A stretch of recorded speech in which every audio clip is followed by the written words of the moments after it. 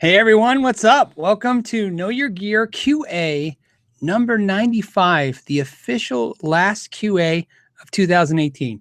I know last week we talked about whether or not I was going to do a QA this week. I said I didn't know if I was going to be able to do it, and I was able to do it. Our holiday plans fell through, and we weren't able to spend time with the family. So that's, sometimes things like that happen. So we did a small, quaint little Christmas time thing. Me and the kids and the wife went to the movies. We saw a couple movies. I saw the new Bumblebee movie, and I saw the Wreck-It Ralph, or Ralph Wrecks the Internet movie. It was good, or Breaks the Internet, whatever they call this movie. It's good. It was a good movie. Kids enjoyed it, and so it was cool. So I'm here. I thought, hey, we got to do the QA, and let's see what's going on. I'm hoping that we can have some cool last minute stuff to talk about before the year end, because I have some cool stuff to talk about. So Surf Buddy says, what's up from Boston? What's up, Boston? Boston, I'll tell you a funny thing that happened to me yesterday was I went to Christmas lights with the kids and it was freezing. We were laughing. We were all wearing gloves and hats. It was 50. I got in the car and it was 54 outside. So I'm like, I think it's definitely an Arizona thing. I don't imagine a lot of you guys at 54 would be freezing like we were, but we were cold. Let's see. What else do we got going on? Somebody's saying from the Midwest. Terry says, you and the Guitologist, what happened there? So what happened with the Guitologist was yesterday started out to be one of the best days I've had. So I'll just tell you, it started out with, I got an email from Steve at Sweetewater who said, hey, they wanted to thank me for the fact that they got this really cool email and they wanted to share with me, or a letter. Thank you guys, by the way. A lot of you guys that bought stuff from Sweetewater put these really nice comments about how it was the channel that inspired you to do that. Anyway, so I responded to Steve. Everything was great. And then, of course, I started working on the contest video where, to win the pedal board. And I narrowed it down. I had the kids and my wife come. We narrowed down the pictures down to 5. You can go on the knowyourgear.net to see the final 5 pictures. And so you guys get to choose the best of that 5. But we took it from the 10 to the 5. And then, man, all of a sudden I just started noticing all these comments everywhere. I'm a horrible father. I should kill myself. People, I don't know, something about I'm stealing from Sweetewater. They were bad, man. Like it was, and I'm like, it's not my first foray into this swamp of the internet. And so obviously when stuff like that happens, something happened, something infused this backlash, right? So I go, okay. So, all right, something happened. And basically it was the Guitologist did a video and he didn't like my video review of the Sweetewater guitar. And so obviously that's his, like I said yesterday, that's his point. He cannot like a video I did. But what ended up happening was I decided to go live yesterday and I talked about the fact that we should just give him views and subs. That was really a bad thing to do in retrospect, because that's not what I usually do. That's not my personality trait. And to be fair to the Guitologist, it's not the Guitologist. I understand everybody's got a point out there. My point sometimes when I share content is, I'll start with this. I didn't want to do that Sweetewater video. So it's a sensitive spot for me. When I did that Sweetewater video, I did it because I filmed it as an unboxing. That was the reaction, and I put it out. And I just, if you look at my channel, 560 videos, I really try to stay as positive as possible, but I don't want to sham anybody in saying everything's great. Isn't it great out there? All companies are great. Sometimes there's lessons to be learned. And what was great about that video was Sweetewater, obviously, as you guys know, reached out to us and said, hey, because of this video, we've decided to disclose the 55-point inspection. We reviewed it and changed a few things, and we would like you to come out. And anyways, when I did that, when that happened, you guys know that didn't work out. They still want me to come out. That's what yesterday's email. They're still asking me to come out and review their new system. And what ended up happening that was interesting was, as you guys know, because of the way I promised that Sweetewater said they'd give me a guitar, and I said I'd give it to you guys, and then that didn't work out. So I bought a guitar with my own money to give away. and do a Sharpen My Axe. And then of course, PRS stepped up and helped with that, which is very kind of them again. But the point of the whole thing was, man, I thought the subject was kind of dead. I must have a really horrible way of looking at things. I bought a guitar with my own money. I didn't like the guitar, so I sent it back. If that makes me a horrible person, I think I'm in a lot of company with a lot of people. I think a lot of people return stuff. I had a store for 13 years. Returns are just a daily thing you deal with. It's not fun, but it's not fun for anybody to return stuff, the store or the customer. Oh yeah, well, hold on. I'll get to the Marshall cabinet in a second. So anyways, so I put up the video. What happened with the video was I put it up, and then one of you guys, which are always awesome, one of you viewers basically said they didn't enjoy the video. They said that, you know, it's not nice to watch me go off on somebody and talk about stuff. And I agreed. I was like, yeah, you know what? I'm not helping anything here. The sad thing is I'll tell you where I was slighted. And I'm sure, you know, videos like this, the Guitologist will see it. I was slighted because I felt like it's funny. The Guitologist was a subject of a conversation just a week ago, and it started like this. And I'm sure a lot of you guys won't believe the story, and I have witnesses to the story. I made the comment that you guys saw a couple shows ago about how I would like to get somebody who's a specialist, like on cables or amps. We've been talking about this, and I thought he would be a good subject for the show to come on the show. And I've been trying to expand the show by putting other people with me, if you guys notice, to talk and to take questions. And then I made the comment, I said, yeah, but I don't think the guy likes me too much. He doesn't seem to dig the channel. And so when yesterday's video came out, it's fine that he didn't like me. I was just like, man, boy, was I overly wrong. He not only doesn't like me, he really doesn't like me. So that's fine. Again, that's not what the channel's about. So I apologize for the video. I apologize to the Guitologist. You know, my mother used to say, you can apologize without saying sorry. You just say, sorry, you feel that way. That's not what I'm saying in this case. I apologize because this is my problem every time with this stuff. Anytime this stuff comes up, I'm really not into that side of the world of YouTube. I'm really into, hey, let's talk about gear. And so there you go. So there you go. I'm sorry the video was up. And I thought if I left the video up, it's just gonna egg anybody on. If anyone feels that compelled to see the video, I don't know, maybe we can arrange for you guys. I'll post an unlisted link or something. I really don't have a problem with anybody seeing it. I just obviously don't want to this is not what, you know, isn't it sad? I like I said, I just like I said with the GitCon thing where we all met and we had, you know, I just think it's funny that he likes guitar stuff. I like guitar stuff. My instinct is, I guess we would like each other a little bit. I get that's not always the case. Again, I apologize. On that note, so I got some good news. Here's the good news. I talked about it a little bit yesterday. I'll talk about it. So there's my new Marshall cabinet from Sweetewater. It doesn't smell bad. It doesn't smell like anything. It smells exactly like my other Marshalls. As you can see, I have a bunch of Marshalls. I'm very excited about that. Funny thing that happened, I got to share this with you. If you guys saw, I did a video with Sweetewater about their candy, and I said, hey, I don't really eat the candy, and you can put a stop on the account. Sweetewater sent me one of every candy so I could try them all. That is funny. I was actually, you know what a great, and here's the funny thing about this. Maybe I looked at the candy thing wrong too. In any other day than today, because I got the cabinet, you're right. Any other day today, I would probably say I'm not interested in the candy. But today, it was a good pick-me-up. I could see why some of you guys like the candy. It was a nice surprise. So, and it was funny. Like I said, there's Laffy Taffy, Tootsie Rolls, bit of honey. Definitely not on the diet. I don't know what I'm going to do about that, but we'll see. So, yeah, do a review of the candy. You know, what's funny is... yeah, I kind of feel compelled to, but the cabinet, love the cabinet. It's great. I talked about this yesterday. Chicago Music Exchange. I don't know if they saw the video. They didn't say. They just reached out to me and they said they will return the cabinet, which is great. And Reverb, and this is why I've talked about Reverb many times in the past. If you guys saw my fake guitar string videos where when I talked about the counterfeit D'Addario strings, I talked about the fact in that video that you know, Reverb has a lot of policies to protect customers.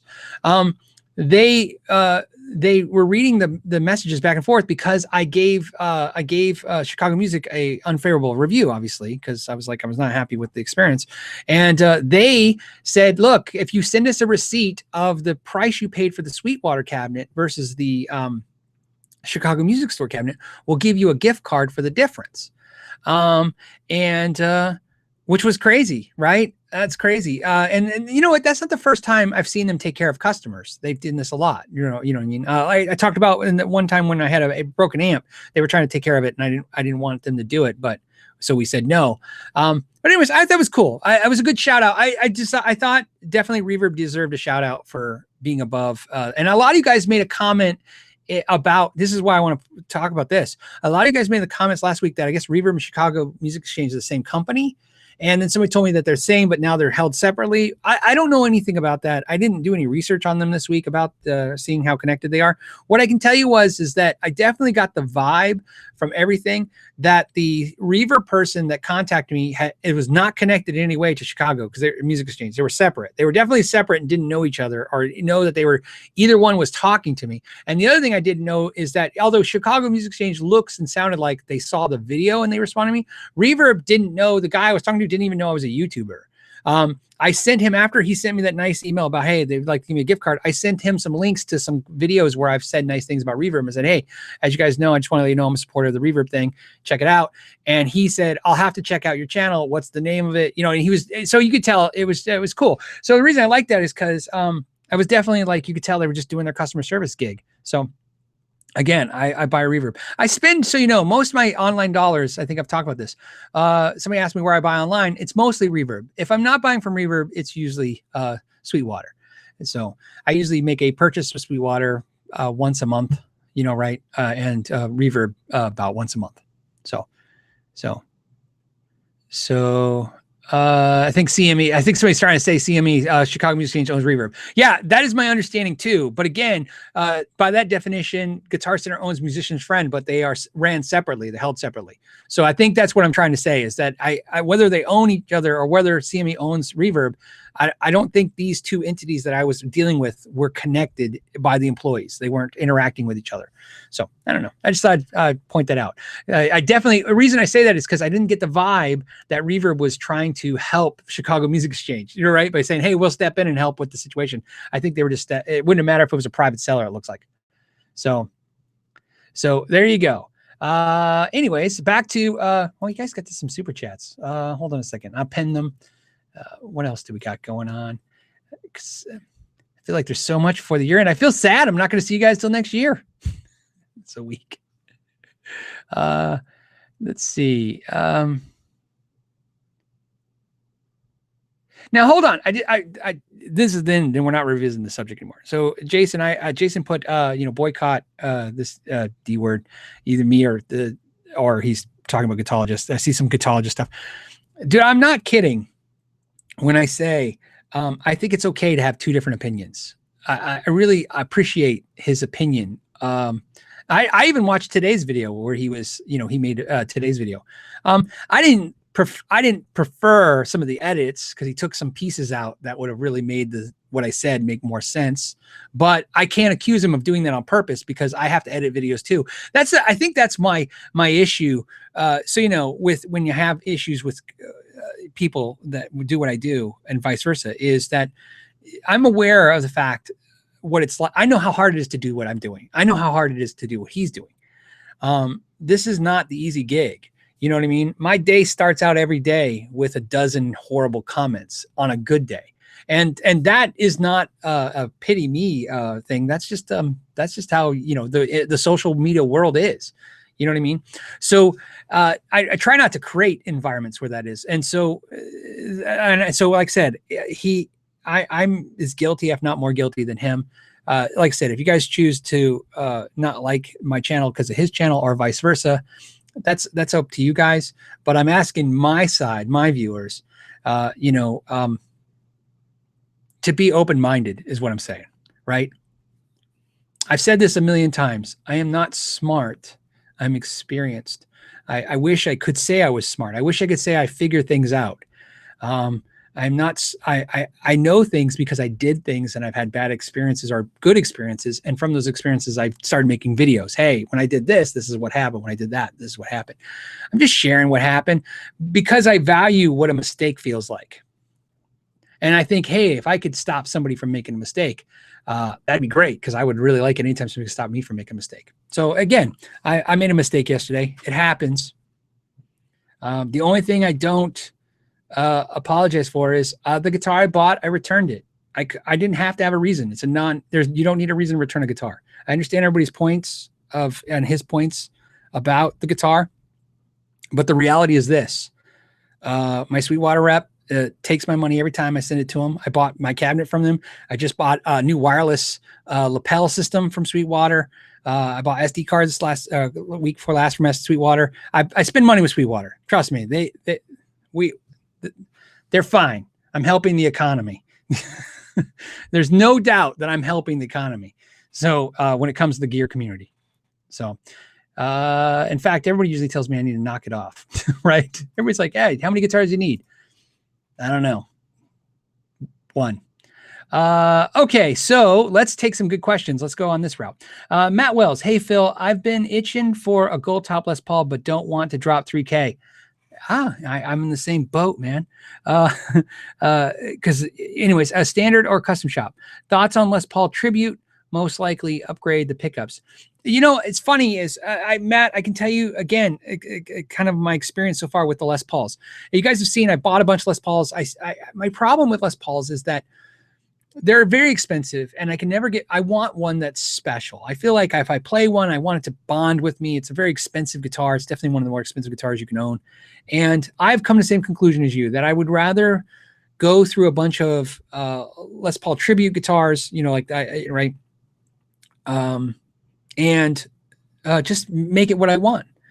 So that's what I've been trying to do, is check out more and more Epiphones. An Epiphone is in my future, Les Paul.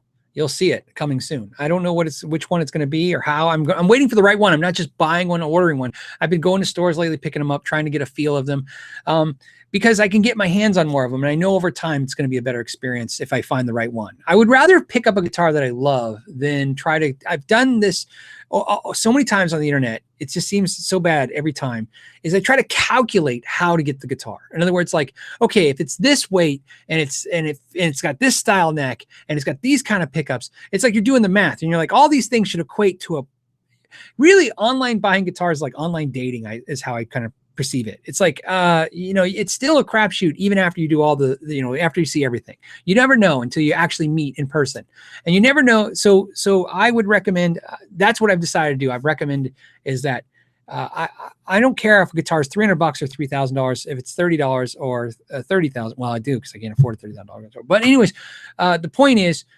yeah, find a guitar that you love.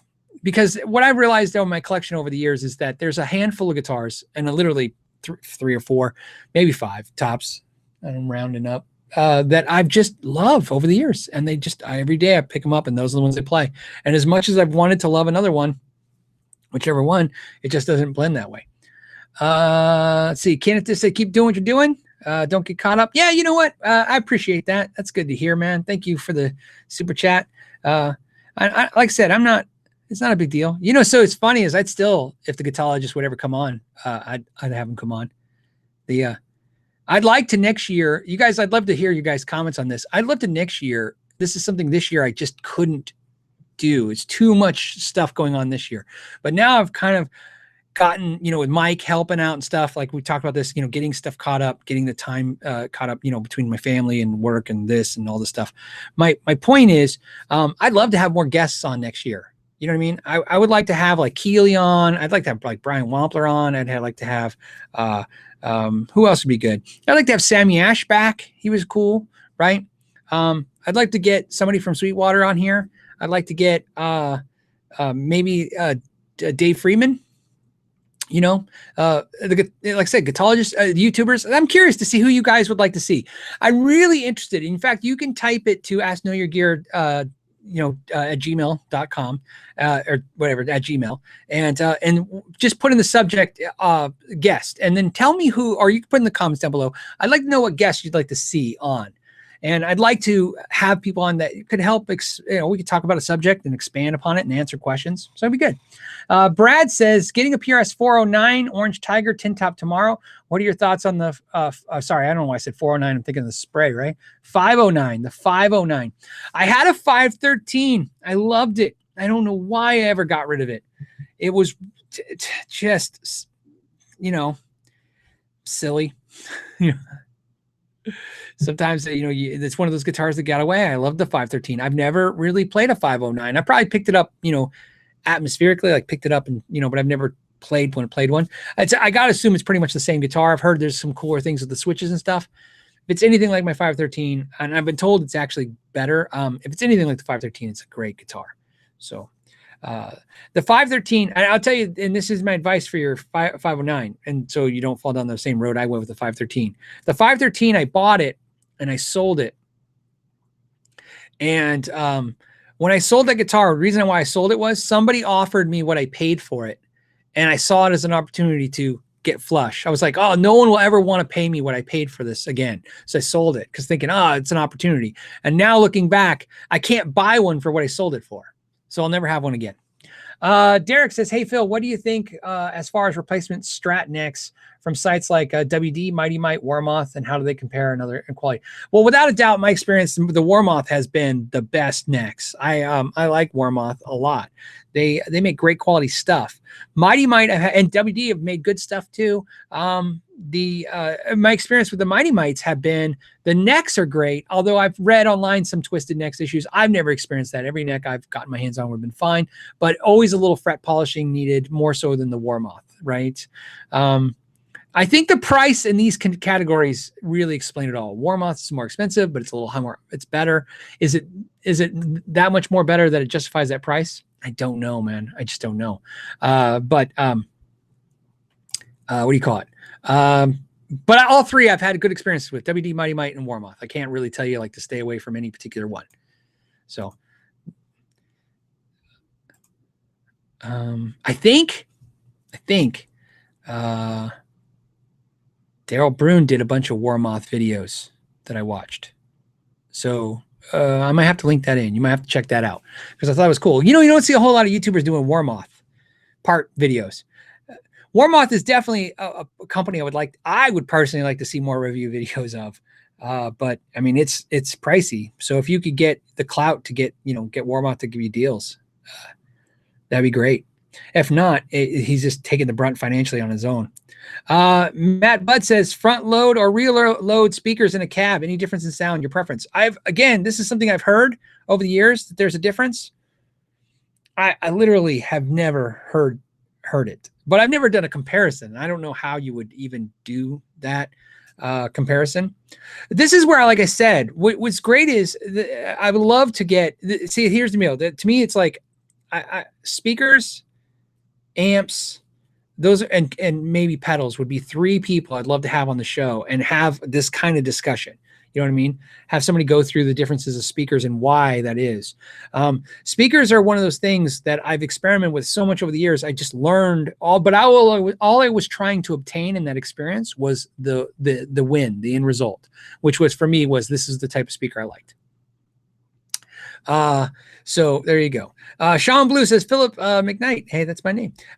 Know how a Dirty Shirley Mini compares to the smaller Marshall 20-watt head? I don't. I've never played the Dirty Shirley Mini, and I have the PT and I have the Runt, and I would love to try a Dirty Shirley because I could maybe decide if that's what I'm missing of the two. Because there's certain things I like the Runt having the clean channel, and I like the PT having the dirty channel. But the Marshall 20 head is definitely one of my next amps. We talked about that last week about doing a comparison. I'm loving this, by the way. I've just been playing it. In fact, I feel like you guys know I like my Archon a lot. I actually, you know what? I feel like these three amps, if I had these three amps, my Princeton, my Archon this is my heavy metal, this is my blues and clean, and this is my rock amp. I don't know what else I could ever want for amps. In fact, that's probably why they're all gone. I probably just did it instinctively and put those three sounds there. So yeah, and so the Marshall 20 though, I don't really necessarily want the amp. I just want to review it against this. So it's one of those things. I was looking at some used ones for $400 kind of thing. Neil says, hi, thoughts on the Vox AC30 Blue speakers, 2004 to 2009 model. Also the Fender Roadhouse with the S1 switch, extra tone capabilities. Roadhouse Strats are cool. Obviously I'm partial because they have a copper one. It's a darker copper than my copper Strat. Roadhouse Strats are cool. I always think those are one of those sleeper guitars. Roadhouse Strats to me are like, they feel better than the American standards, but they're priced right underneath them. They're like this perfect thing. I think a lot of the Mexican made Strats above the standard, or now what's it called, the Player series, the vintage reissues and the Roadhouses and the what's the other one that they have? Not the Roadhouse. They have a deluxe. Those are great.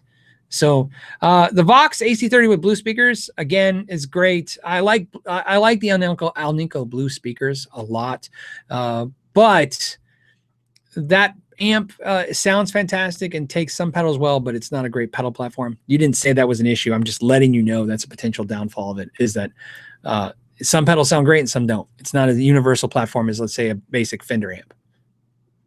It's got more character is what I'm trying to say. It's got a tone to it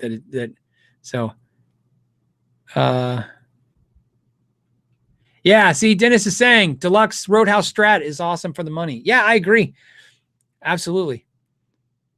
You know, if I could go back in time, I have my custom shop copper Strat. If I could go back in time, I would have not bought that. I would have bought a deluxe Roadhouse Strat in the copper for sure. That's essentially what my custom shop Strat is. I like my custom shop Strat. I do, but I've said this many times. I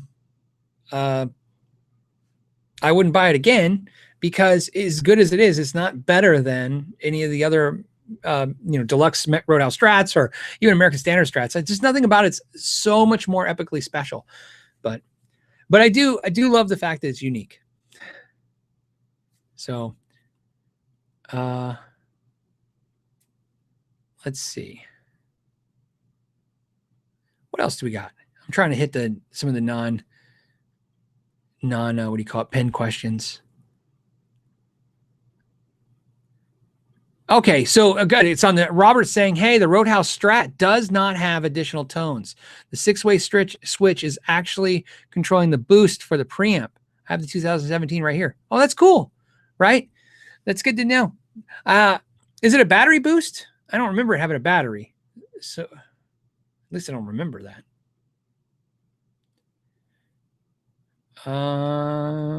So hold on, if somebody answers it, I'll shout it out that it has. I don't think it has a battery.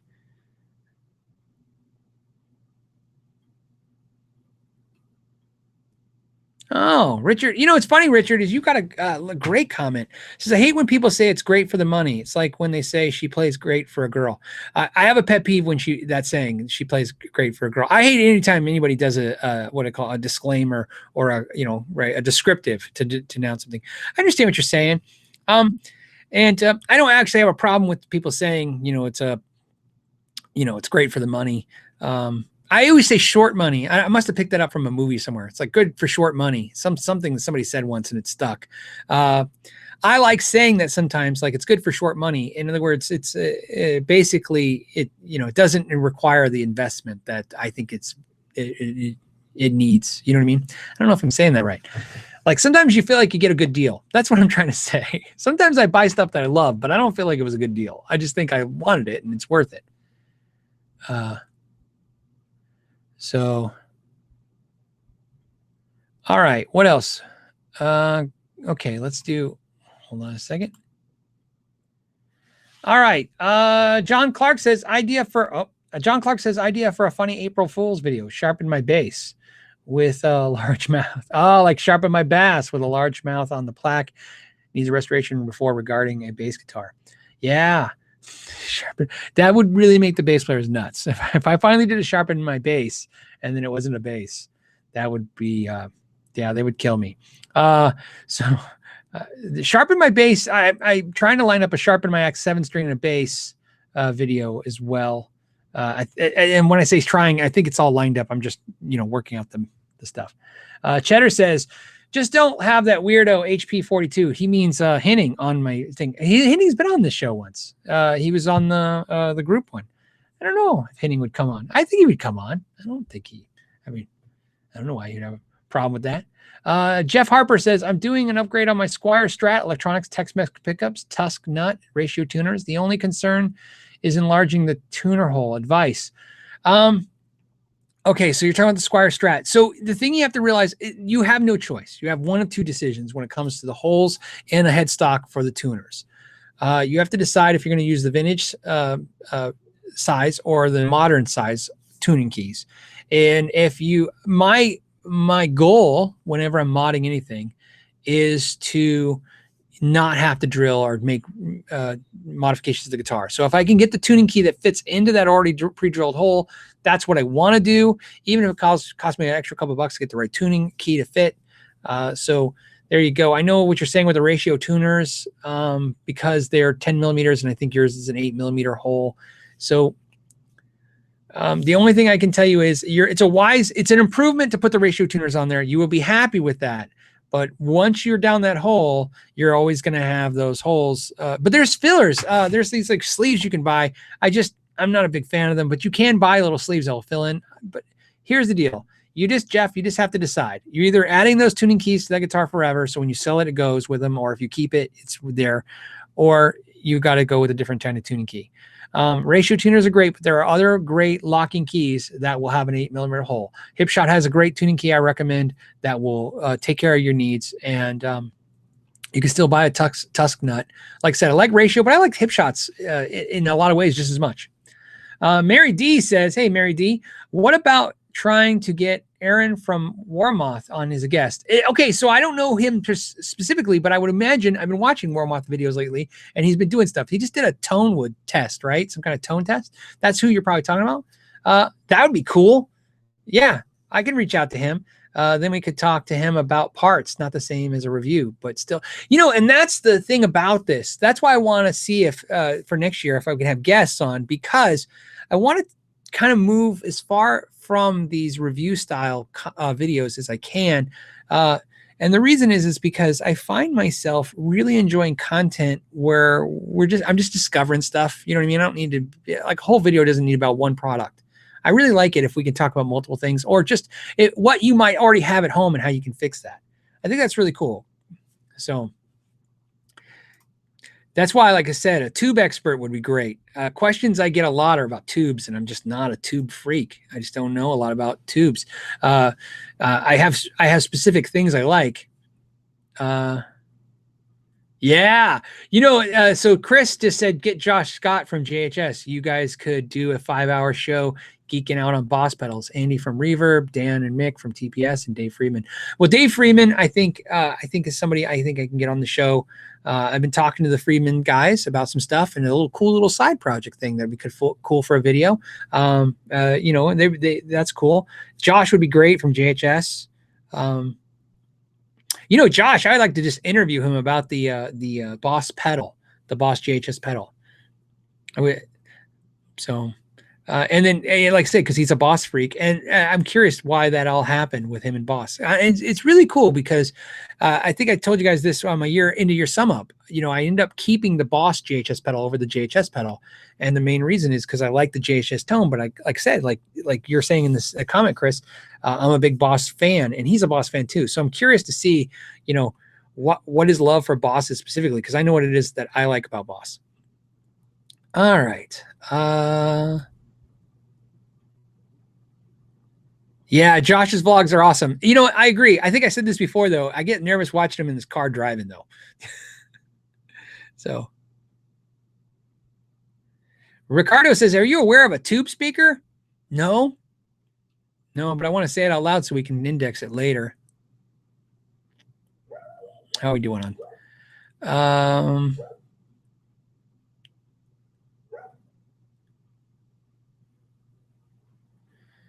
Oh, here's a crazy question. Benjamin says, why is my Thornbucker raw nickel bridge noisier than my StewMac Golden Age neck? It's not as noisy as a single coil, but it isn't bucked as the neck. It's again, I'm not looking at what you're looking at, but because the Thornbuckers are coil splittable, I would imagine something is wrong. And so here's what I would highly recommend, Benjamin. If you either you can do it yourself or you can take it to a local shop to have somebody do it. It is not uncommon. It's not super common by any means, but it is not unheard of. That's probably what I'm going to say. It's not unheard of that the wires be wrong. I have chased a problem with a pickup on a guitar once where I was wiring it correctly, and finally all I had to do is test each wire and found out that they were actually they were in the wrong spots. The wrong colors were attached to the wrong things inside. So there is more than just, first of all, you could have a wiring mishap. You could have wired it incorrectly, and you could be coil split and not know it. The other thing that could happen is you could have not necessarily grounded properly, just the ground to get the signal through, but not the correct ground. The other third thing, which is, like I said, is there could be a variable in the pickup. So I would test it, because what I can tell you is this: I have my Thornbucker pickups in my guitars, and they make no noise. And I have StewMac Golden Age pickups. I have both your pickups, and they are the same in noise ratio. So my guess is you have either a defective pickup. It's very possible. You have a wiring issue. That's even more possible. And like I said, you could have a mislabeled pickup, which is also defective. But I would have it tested. If you don't have a place to take it tested, you can look it up. You just test it with your multimeter. Okay. Oh, okay. So he's telling me more information. He says they're both split with two independent DPTDTSs. Okay. So they are both split with two independent. Okay. So the question Benjamin will want to ask you is a weird question. When you're playing the pickup and it's noisy and you coil split it, does it get louder? Does it get louder, or does the noise stay the same? If it stays the same, that is definitely, there's the problem, is that there's an issue. Even if I'm not talking about changing sound. If you pull it up and it changes sound, that's fine. But if the noise doesn't change, that tells you something. If the noise gets louder when you pull it up, then it's probably not a wiring issue. It could be a defective pickup. So there you go. Hold on one second. I moved my screens around now, so it's a little easier to navigate, but they're smaller, so it takes a second to move to see.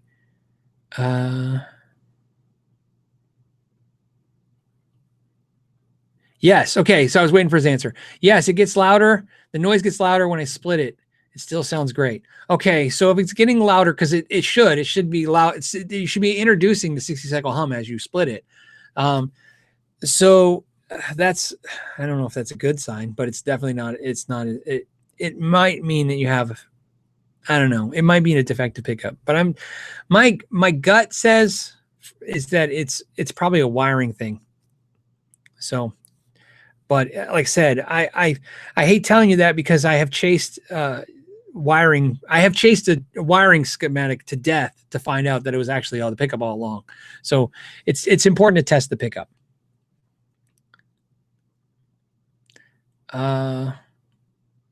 Hey, Masa Exanonis.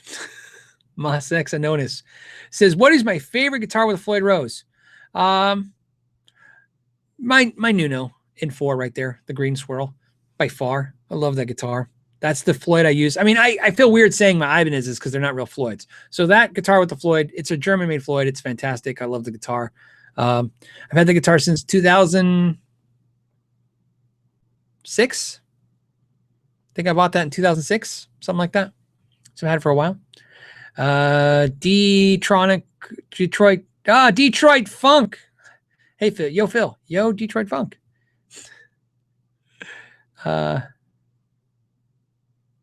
Yeah, it looks like some of you guys are chiming on the Thornbucker thing too. The Thornbucker coils have different numbers and of winds for each from each other. Yeah, like I said. But the easy part for you is that it's not supposed to sound the way it's sounding with you, so you know you have an issue.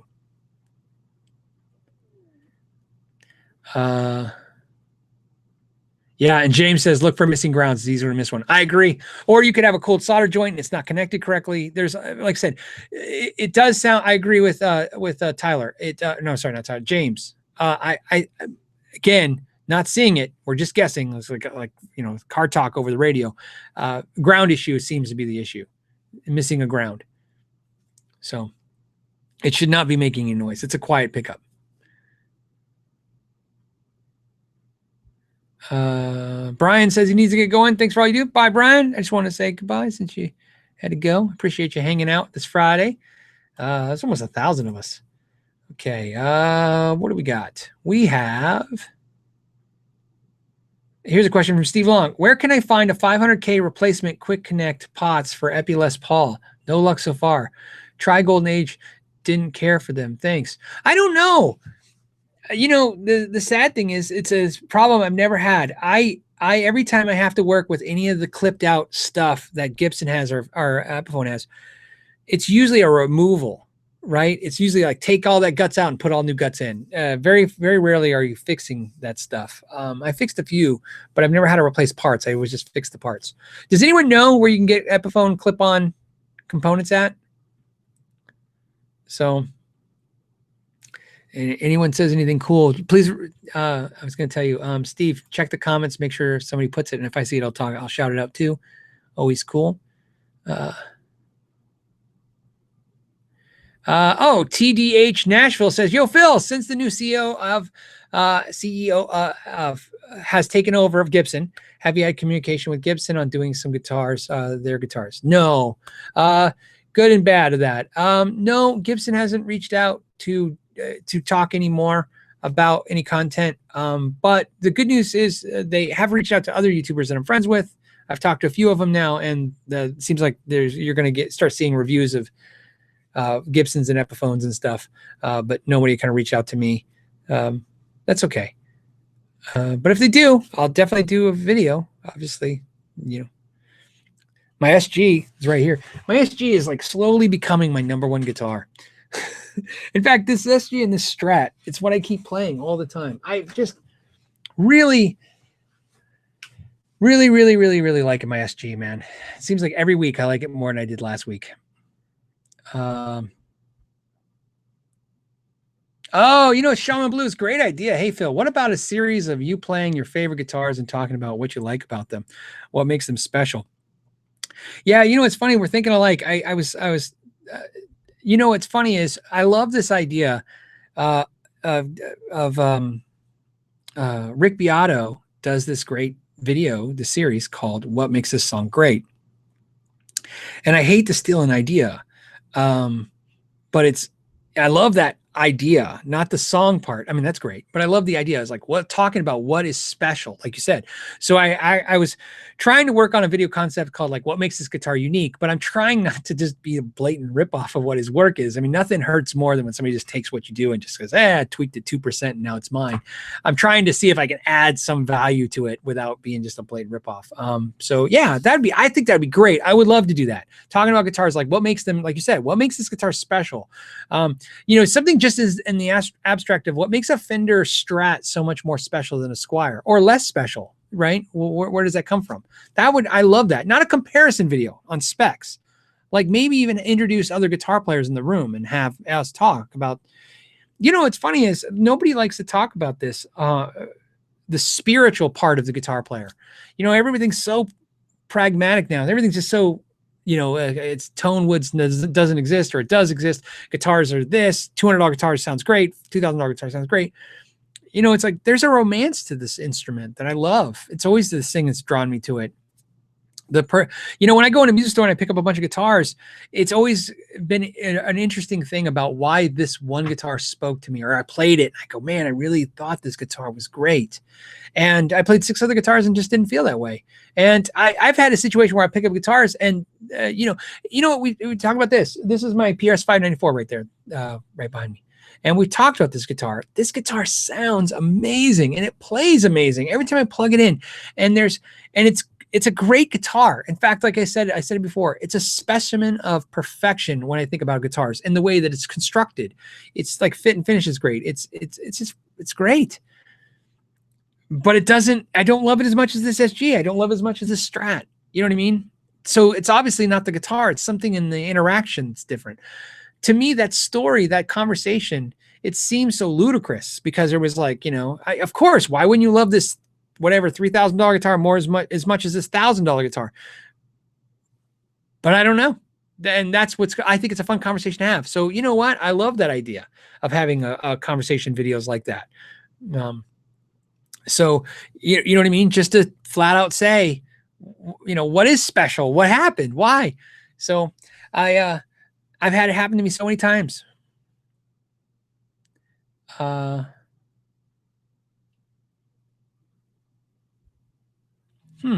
Okay. So, trying to read what Nighthawk. Okay. So Jacob is saying the one guitar that I was looking at is the Nighthawk, but is now not available anymore.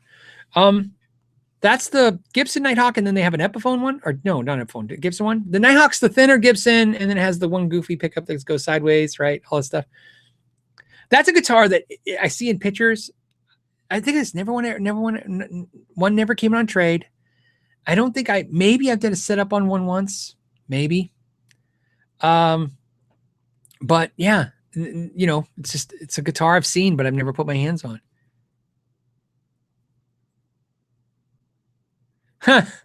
Kevin Barr says, Romancing the Strat. Wasn't that a movie back in the 80s?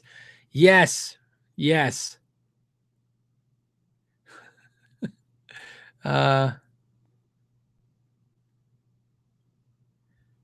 Okay, so Matthew says, what's your go-to for learning new licks? So learning new licks is, for me, I usually do this. I'm doing it right now, and with Dave Nesdahl.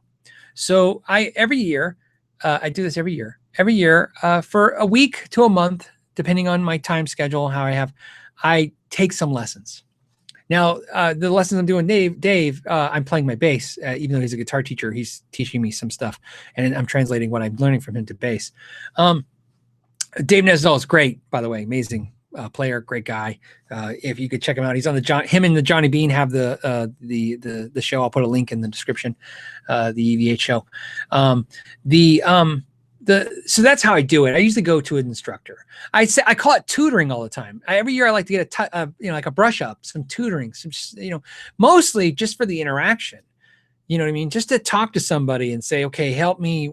This is what I'm doing. I'm kind of stuck, So yeah, I think it's a great idea.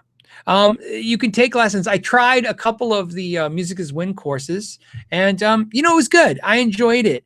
Believe it or not. And I paid for them. I just bought them on I did it one on his Black Friday last year. I think it was Black Friday special. Was it last year? I think it was last year. So I bought them a year ago. I bought some on the Black Friday special and gave them a try, and I really enjoyed them. But you know what it is?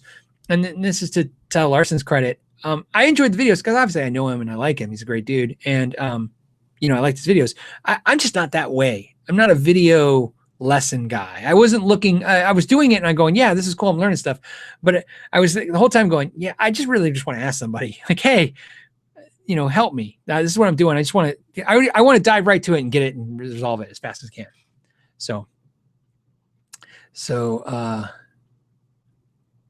Yeah. Austin says he's taking Music is Wins courses. I love them. Yeah. Actually what I'm just started is Tim Pierce sent me some of his courses. I asked him if he wouldn't mind if I check them out to review them. And he was game for it, and so I plan to do a review of it. I've never done a review of an online course, and I thought his would be great. He's a cool guy. And obviously Tim Pierce is a masterful guitar player with amazing amounts of information. And I'm sure a lot of you that look at these online courses would like to know, are they any good? So I thought I'd give it a crack. I mean, if I can review a pedal and an amp, I don't see how it's different to review a course. You know what I mean? Say, hey, this is what it is. Just curious. Like I said, it'd be cool. So, what else? Hold on a second. I think we have a pinned one too. Yes. All right. From Madtown, Brian says, hey, Phil, love your info videos and show. Is there a website about guitars similar to Sheldon Brown's site for bicycles? Oh, you know what? Info maintenance. Well, obviously there's a Stu Mac website, and it has most of the tools, most, like 70% of the tools have videos on how to use those tools. Whether you buy those tools or not, you can watch the videos. It's free content. Our channel, knowyourgear.net, has a lot of maintenance videos I put on there. There's even a few that are not on the YouTube channel. So and there'll be more added there. I'm going to keep adding content there as well. And not for any particular reason. Some of the very specific, like 2-minute quick ones that if I did a YouTube video, it just wouldn't, I don't know, when it's not needed. So I put it on there because I'm trying to kind of make it a course of information. So we're in the building process, but you can go check it out now and get some of the information that's there. We've been loading it up. But my goal, my long-term goal is to what do you call it? Is to format it so that it makes sense and then put it out there. Okay. Man, so many comments, so many questions. Yeah, David saying, Lorenzo saying Stu Mac videos. Oh, of course. Yeah, like I said, that's why I stick with them. Next year, you know, sometimes this is a good time to talk. Hold on, and I'm pinning a question real quick from Rex. Next year, like I said, I want to do the show with more guests. And the other thing I'd like to do is do some reviews that are of non-traditional things. Like I said, review more tools, review more lesson programs, review more, like how-to books, right, on how to repair and stuff. And not in place of anything. All the content that I'm doing now, the same, but I want to add in more stuff, more structured stuff. One thing I enjoy is YouTube is a giant force. In other words, the community, the voice is so strong. Sometimes you tend to listen to it too much. And when I listen to the YouTube voice, it's always, review amps, another shiny guitar, make sure you get the new blah, blah, blah. Make sure you talk about this. And that's fun, man. We all love that. But sometimes I think it takes the energy away from maybe something as easy as, man, maybe you don't need a new guitar. Maybe we should check out blah, blah, blah's book on how to make your guitar great. Or maybe, so like I said, I'd like to add those into the mix. If you guys don't end up watching them, I'm okay with experimenting with it. We'll throw it out there and we'll see what we can. I'd like to check things out. Tools especially. The Sharpen My Axe I did a couple weeks ago where I did the Amazon tools that were like $12, which by the way, the Amazon thing was funny. I put a link to that. They were $12 when I did the video. And now, because you guys bought them, I guess Amazon raised the price to $15 or $14. That's funny. I didn't know they did that. Like almost like airline tickets. They're raising the price. As you buy more, they were raising the price. I apologize about that, by the way. I don't have any control of that. So anyways, those Amazon tools, were they great? No. But did they do the job? I'm blown away that they did the job for $12. I cannot fault that. I was like, I can't fault it. $12 in tools. I totally fixed the guitar with them. It's impressive. So I'd like to do more videos like that because, I was, when I ordered those off Amazon, man, I was like, this is going to be sketch. This is just going to be bad. So I don't know. There it is. Chris says, I paid for Tim's course. Masterclass is correct. Super nice guy, but advanced classes. Oh, okay. See, that's why, like I said, that's why I think a review of that would be great, right? I would like to review his and here's what's going to happen in this. Some I'm going to have to buy because that's just how the deal is. And then some, I'm sure, like Tim, they won't mind letting me see the course, for the video content. And the reason is because I would love to go through the courses and be able to say exactly what you said. Hey, if you're starting out, I would start with this guy, right? If you want to learn how to master this, I'd go with this guy. Because there's a lot of great content creators and maybe the answer isn't pick one over the others. Maybe they're maybe Robert Baker's great at teaching you this and Marty Schwartz is good at teaching you this and Tim Pierce is good at teaching this, and no different than pedals, right? No different than pedal videos, right? Tube Screamer is for this guy, the metal zone is for this guy, or gal, sorry, for the women watching. See what I'm saying? I would like to review stuff like that. So there you go. All right.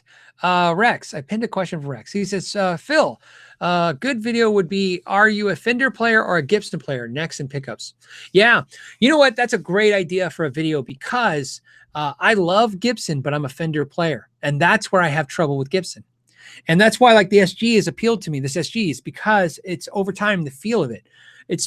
I want a Gibson sound. And think about this. Think about all my Strats. Look what I'm trying to do. I'm trying to do what Eddie Van Halen did. I'm taking Strats and I'm shoving anything I can to make them sound bigger like Gibsons. I think Eddie had something when he said, when he did that, when he said, hey, this is the guitar that feels great to me. If I could just get it to sound like this with the guitar, I want a Strat that sounds like a Les Paul. That's what I want. So, yeah, I think that's a good video. And again, that's a discussion. I think it's an interesting discussion to talk about with guitars. You know what I mean? Everybody's so like Gibson or Fender, but I'm like, what about guys like me who are like, well, but yeah, I really like them both in different ways. And I'm looking for this hybrid thing. So right now, you know what I'm looking at is an LTD guitar. That's my sights are set on the next guitar. As you guys know, it was funny. I bought a guitar. I bought that Kramer, that Pacer, and the Focus, and Brian's got it now, and he loves it. By the way, he's confirmed it is his guitar from when he was a kid. He loved it, and he's promising to do a video when he gets time. Then I promised to, when we do a live show, I'll link it. If you guys don't know what we're talking about the fact that I bought a used guitar for $300, a Focus by Kramer, and then a buddy of mine, he saw the video and he's like, dude, that's looks exactly like my guitar I had when I was like 15, right? I think he was 14, but anyways, doesn't matter. So we ended up, I sent it to him, and I just had him pay me for what I paid for it. And by the way, I want to thank Cheddar Kung Pao, because Cheddar paid the majority of the shipping for that guitar. So Brian wants me to thank you, and I might not do it publicly here. Thank you, Cheddar. That was really cool of you to super chat that day and pay the shipping. That was cool. So anyways, like I said, he's excited about the guitar, and now of course I'm like, well, maybe I want an LTD.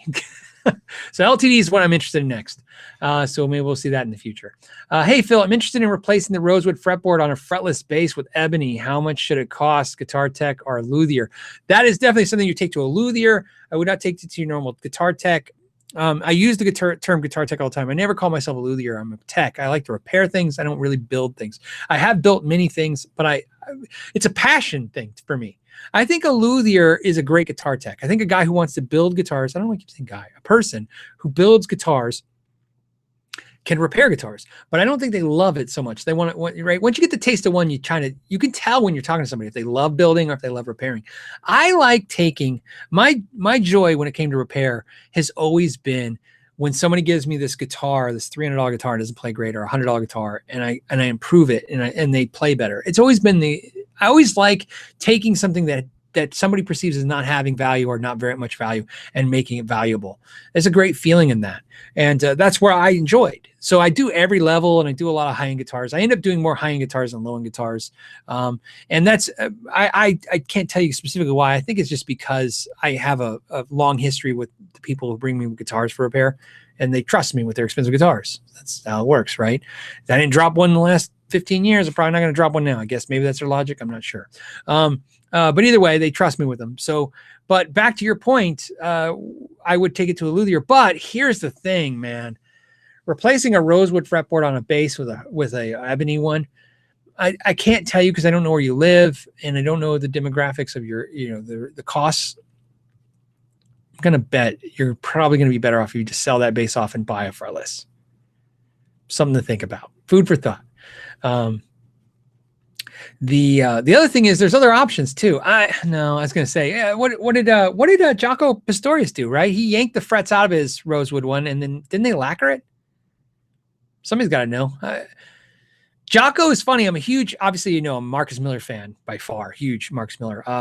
And I love, Flea from the Chili Peppers, and, I love Victor Wooten, and, but Jaco is one of those guys. I like him. I just never I'm not a huge fretless guy. I bought a couple fretlesses and I goofed around with them, and I figured I'm probably not doing it justice. So I backed off.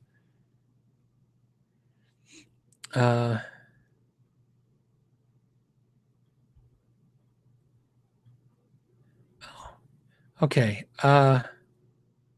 Okay. So Silent Sunrise, I just want to pin this and to answer your question, because I don't want to answer it. I just want to say this is a good point. He says, hey, I'm wanting to replace the strings on my Jackson GS22. What strings do you recommend for an easy medium string? So you have a Jackson GS22. Okay. And so the question is, you want to replace the strings, but you want an easy medium string. So,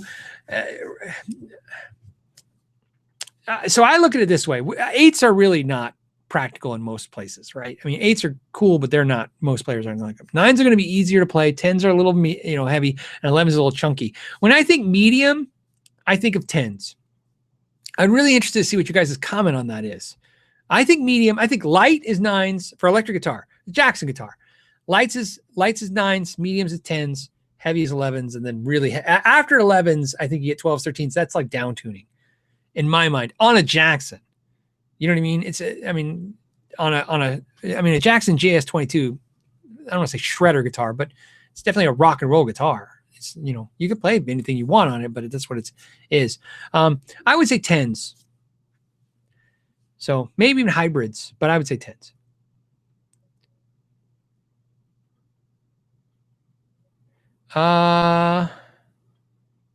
What else do we got?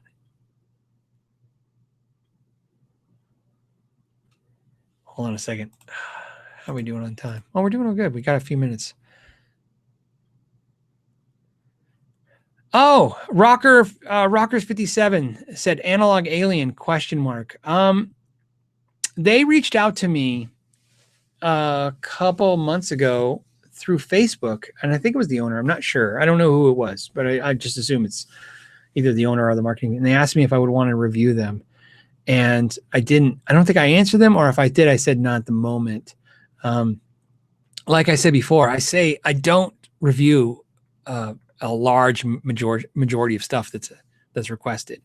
It's just because I just can't do a video every day. It's just too much. So you have to, so I'm just answering your question. So that's why, if you're asking me if I would like to check them out, or if you want to check them out, they asked, I just didn't at the time, didn't do it.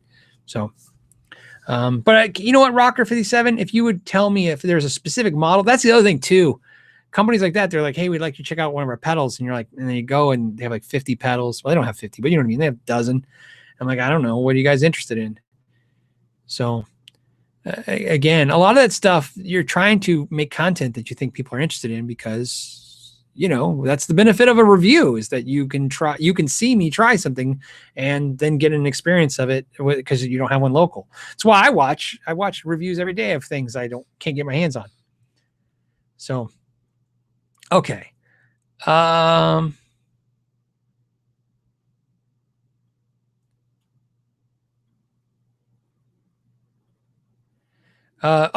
asked me, what mic am I using? I actually, believe it or not, I'm just using my Yeti USB mic. Isn't that funny? I've tried a bunch of different mics, and this one, for some reason, when I plugged in, this is the one I like. So I use it. And, I have a mixer, and I was using different mics with the mixer over the time of the live show. And I don't know why, I just tried this once and I liked it.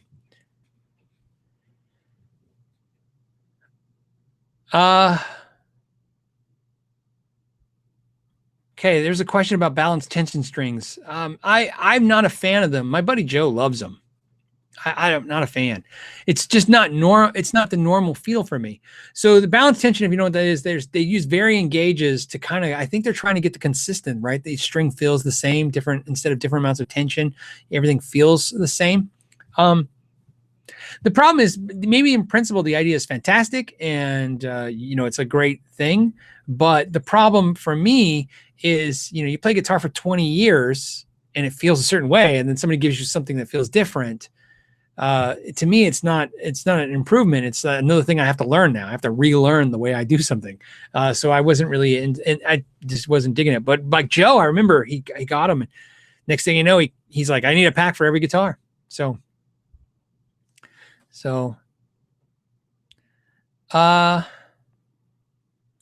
and then Renaissance Man says, what is your ideal modulation pedal brand? What's my ideal modulation pedal brand? I'm not a big modulation pedal person. That's why I thought I'd answer the question. For pedals, for effects besides overdrives, I pretty much use reverb and delay. And I know that's not a modulation pedal. For modulation pedals, I have a lot of modulation pedals that are Boss pedals. I really enjoy them. But I think if I was being really soul searching it, the modulation pedals that I tend to bond with the most are MXR. That's where I have the most of my modulation pedals besides Boss, and I tend to like them over Boss for different reasons. And one of the things I like about the MXRs is they're so, not over the top. They're so subdued and kind of like, you know, I don't have to feel like it's taking over the sound. I have never put any time or effort into playing Strymons any length of time. I know there's like all these high-end effects units like Strymon and stuff. And it just, it's not my thing. I tend to not use pedals very often. Like this amp, the Marshall. Right now, the only thing I'm running through it is the NewX reverb and delay, the Atlantic, which I'm absolutely in love with. So the NewX guys taught me something this year. Good for them. They reached out to me a couple times and asked me if I would review this pedal. And like I told you before, like with the alien stuff, I said, you know, no, not at this time. I just don't have the time, because I have to think about the fact that I still haven't reviewed this Variax, right? I still got to do that. I still got the Axe effects, not X effects. I'm sorry, the Helix. You know, there's other things I still have to get to. So I mean, when people are like, "Hey, would you review this?" You're like, I can't just. Yeah, no, I can't take something in new. I haven't taken anything here. I owe people. I told them I would do the video. I should do it. So, anyways, funny thing was, NewX made me laugh because they sent me the thing and they basically said, "Look, we'll send it to you. If you review it, great. If you don't, you don't." I'm like, all right. I mean, what are you going to do? So that had me intrigued, because that's cocky. You know what I mean? Every once in a while, a company will do that. You know, like you could tell they know. You're like, you're going to like this. I know it. Then they get sent to me. So NewX sent that Atlantic delay reverb, and I plugged it in and loved it. I mean, I haven't stopped using it. In fact, yeah, it's on the floor right underneath me. It's on, like I said, it's right in the effects loop that I am. Love it. So haven't even done the review. Can tell you right now, the review is going to be great because it's a great pedal. I haven't found a downside to it yet. So it's $150, and I think for what it is, that's a great price. You know, the only thing about it is NewX, right? NewX is, I think this is NewX's way of trying a boutique, you know, right? Is what they're saying. They're saying it's a higher end line of pedals than their normal pedals. Yeah, well, you know, they're not wrong. It's great. Mr. Mundy says, are there going to be any more Sharpen My Axe videos? Yeah, we're on number 13, so there's 7 more. There is 2 that are they're in the making right now as we speak. That's how I kind of do them. I have to space them. I just find, you know, that's just a better way to do it for me for time purposes. So there's 2. One was supposed to be out last week. I ended up putting out of order. I think I talked about this last week. I put the number 14 where 13 goes. So number 13 will be 14, which is the PRS SE. And that will be next. That's the next Sharpen My Axe. And then the one after that, and like I said, I don't want to tell you guys. But yeah, there's 7 more. This is how it works.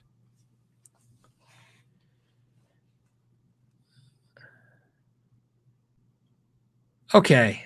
I think we'll call it. Everybody get ready for their New Year's. I hope you guys have exciting stuff for New Year's Eve. So, Brian from Oregon said, thanks for another year of motivation. Well, thank you for a year of motivation. You know what I mean? I was doing I was going through yesterday. I'm trying to make a year-end video for the year-end, and I was montaging all these pictures of you guys that I've met over the last year. And dude, it was great. It was an amazing feeling. Bound to be successful. Nice name. Bound to be successful. Best first upgrade, $200 Dean XMT Line 6 Spider. What? Best first upgrade, $200. Dean XMT Line 6 Spider 30. So that's what you're going to, or that's what you have, right? So for $200, you're getting those 2 things. I had a Spider V30. Yeah, the Spider 5, right? Spider 530. Is that what I had, or Spider 430? I can't remember which one I had.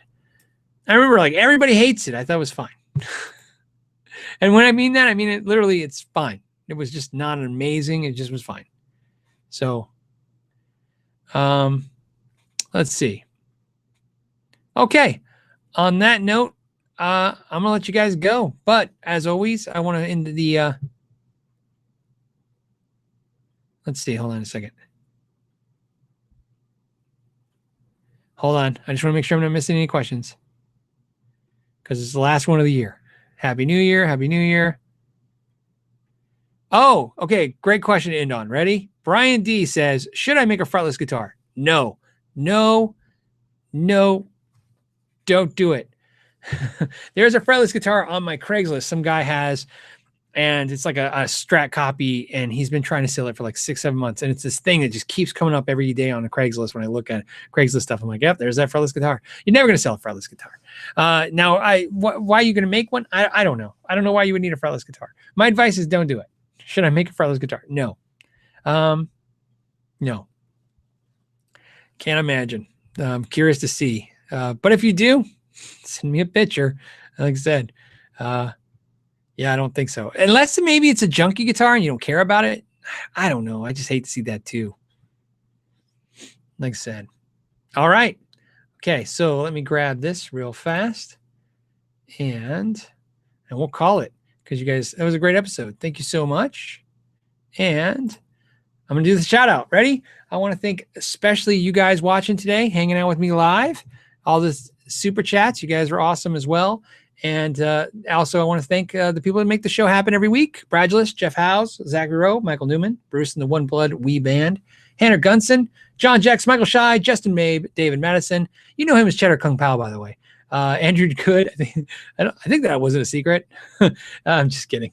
Billy Robinson, Bob Crosley, Bob Pickwode, Brian Stewart, Carlos Patillo, Chuck Keene, Chris from New Mexico, Chris Glaze, Craig Parker, Dennis Prescott, Daniel Psychic, Dylan 87, Greg Peterson, Jason Spacek, James Biles, Joe Watson, Jonathan Pickering, Joseph McCarthy, Kermit Jackson, Larry C. Copeland, Lawrence Petros, Lee Hawkins, Lonnie Hoke, Michael Lindner, Paul Ostreich, Lewis and Alvaro from Pedal Pal Effects, Ricky Robinson, Robert Hodges, Scott Tompkins, Space Jazz Tim Camacho, Tim Farnsworth, Todd Flowers, and Zesty Basil Pizza. By the way, my favorite thing to say at the end of the video.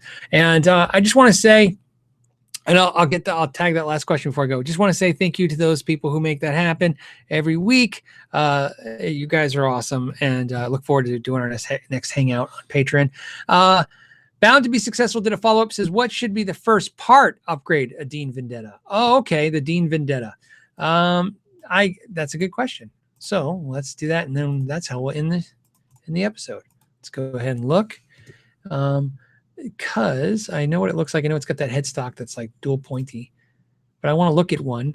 So I don't know which bridge you have, but looking at the guitar, I would go in order of things I think are valuable.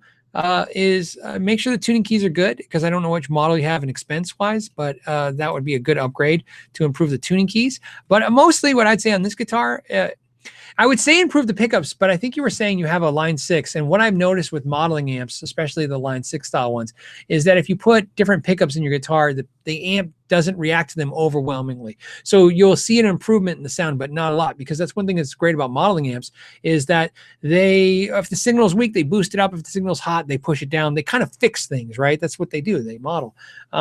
So I would look at the nut as a replacement, a good fix to make sure that the thing's staying in tune and playing great.